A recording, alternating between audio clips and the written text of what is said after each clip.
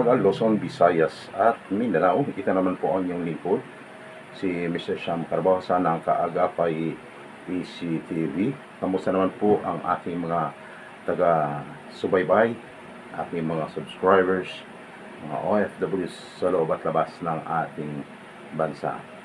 Araw naman ngayon ng Biyernes, Hulyo 19, 2024. So, ngayon mga kaagapay, may panibago naman tayong mga dapat pag-usapan sa araw na ito. So, kung nabalitaan nyo, ilang araw lamang ang nakalipas, mayroon tayong natanggap na balita magmula sa labas ng bansa. Isa sa mga founder ng OFW Advocates, na kung saan may ipinasa sa atin itong isang video na kung saan may kaugnay sa isang OFW. Hindi natin alam kung ito siya ay naganap to mga kagapay sa labas ng bansa. Nakakalungkot dahil kung makita natin ang video ay sobrang hirap ang tinanas ng isang babae na kung saan ito po ay ayon sa balita na aking natanggap kahapon, itong isang babae na to ay nakipag text sa isang ibang lahi. Yung ibang lahi na to mayroong asawa. At ang pinakamahirap dito, no, nakipag-meet sa isang lugar. Hindi natin alam kung sila ay mayroong relasyon.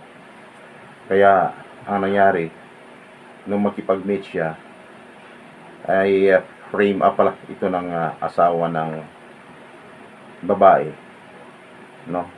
Sa kanyang pag-akala, mga kaagapay, ito ay ang ka-text niya o ka-chat niya ay isang lalaki, yung kanyang karelasyon. So actually, hindi natin makuha or hindi natin nakuha ang buong pangalan kasi video lang, at ang nakikita lang natin yung pinapwersa siya na talagang pinipilit siya na pahigain at pinagtutulungan ng tatlong lalaki. At makikita sa video na may isang babae, meaning to say, yung makikita natin sa video ng isang babae, ito ay maaring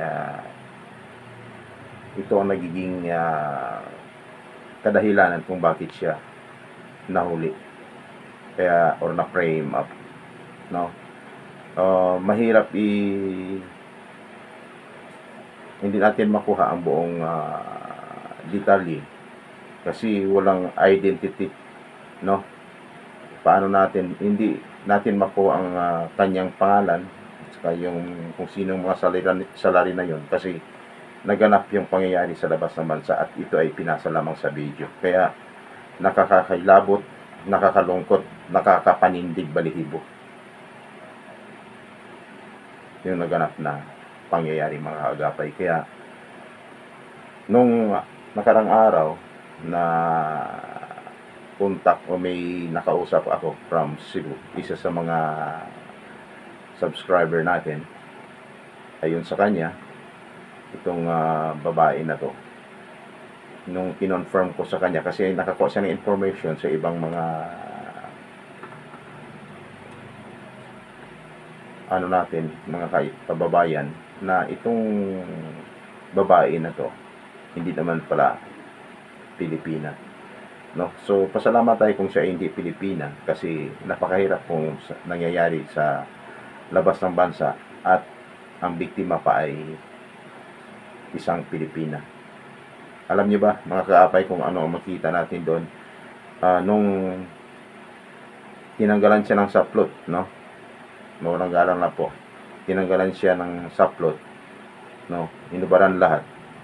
Alam niyo po, may nakita tayo doon ng isang buti, either plastic na yung buti ng soft drink tulad ng parang sito, or hindi ganong malinaw kasi mabilis no, sinalpak doon sa kanyang masilang bahagi ng kanyang katawan, no, sinalpak doon, at saka talagang parang pinaparusahan siya no, kaya siya sumisigaw nung natigil lang ang pag-iingay niya nung tinakpan na yung baba niya ng pila, at saka yun medyo tumigil, at saka saglit lamang ang nakita natin sa video. Kaya yan isang paalaala sa mga kababayan natin na kung kayo ay nasa labas ng bansa, marami tayong dapat alamin kung ano ang ipinagbabawal doon, dapat huwag gawin, kasi hindi po madali mga kaibigan, mga kaagapay. Kaya sa mga nagnanais mag-abroad, dapat bago kayo mag-abroad, no, alamin ng mabuti kung ano yung mga batas na dapat malaman nyo doon sa labas ng bansa. Hindi lang sa Pilipinas, kasi napakahirap mga kaibigan, mga kaagapay. Iba po ang batas ng ating bansa at iba ang batas ng, lalo na sa Middle East country. Mapapahama kayo kung marami kayong walang alam. Ang iniisip mo lang yung pag-abroad para kumita, pero sa kabila pala noon, dahil kukulang ka sa kaalaman, kapahamakan. Kaya dapat sa mga kababayan natin, marami kayong dapat alamin sa inyong pag-abroad, sapagkat hindi po madali ang pagiging buhay OFW pagdating sa labas sa bansa.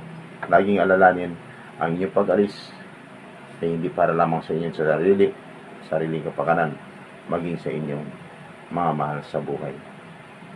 Sa daming pangyayari ganun na nangyari sa labas ng bansa, sa daming ipinagbabawal, sinasabi na lagi, nasa nasa module ng PUA, sa Pre-Departure Orientation Seminar, sa daming ipinagbabawal, yung tinatawag na do's and don'ts, pwede mong gawin at hindi mo pwedeng gawin pagdating sa labas ng bansa. Alam nyo ba, sa mga kababayan natin sa wala pang alam sa pag-abroad o may karanasan pa sa pagiging isang buhay OFW sa labas ng bansa, sa daming ipinagbabawal doon, yung makipag eye to eye punta ka lang sa kapwa mo doon at ibang lahi, bawal yun, no, yung magsisinyas ka lang ng kamay, thumbs up, pabilog ng daliri, ipinagbabawal yan doon, no. Pag nahuli ka, no, pag naaktuhan ka, pwede kang huliin, no. Yung nakipag relasyon na wala kang sapat na ebidensya na maipapakita, halimbawa nasita ka ng isang mutawa, yung mutawa, yun ang tinatawag na sa atin na mga pulis, no. Pag nasita ka, nakita ka at wala kang katibayan na may ipakita, katulad ng marriage of contract, so may akibat na pagkabilanggo yan, makukulong kayo, no. Kaya naka-holding hands, yan, bawal yan, bawal mag-holding hands sa labas ng bansa. Kahit magkaibigan kayo, bawal yan. So yun balikan lang natin yung tinatawag na katibayan ng dalawang magkasama, o dapat mayroon kayong may ipakita na nasabihin na kayo ay mag-asawa, may ipakita kayong tinatawag na marriage of contract.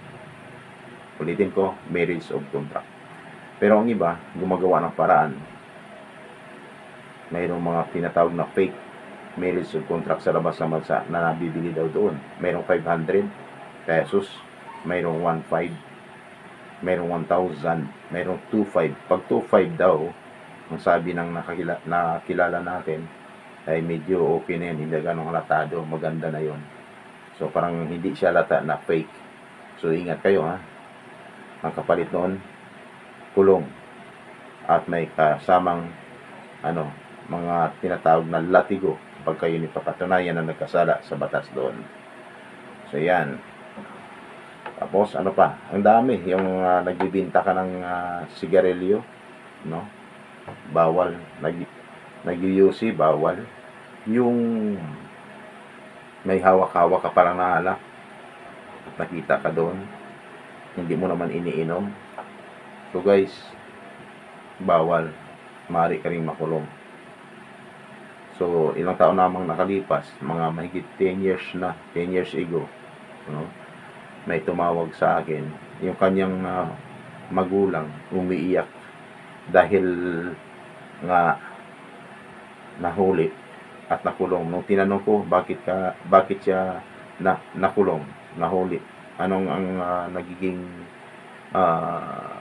violation niya? Sir, may nakita lang ng isang pulis na may hawak-hawak na alak, ang kapatid ko hinuli na hindi naman umiinom. So kulong pa rin ang aabutin mo, mga kaibigan. So sa daming ipinagbabawal sa labas ng bansa, so dapat maging maingat. Hindi po madali ang pagiging buhay OFW.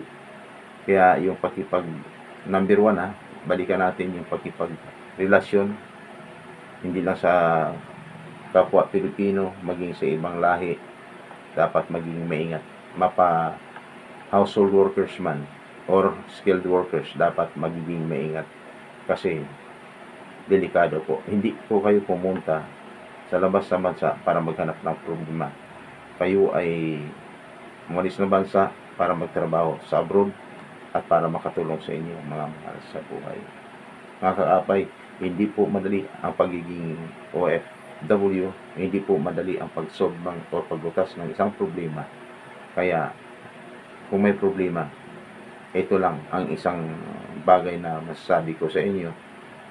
Wala namang taong perfecto.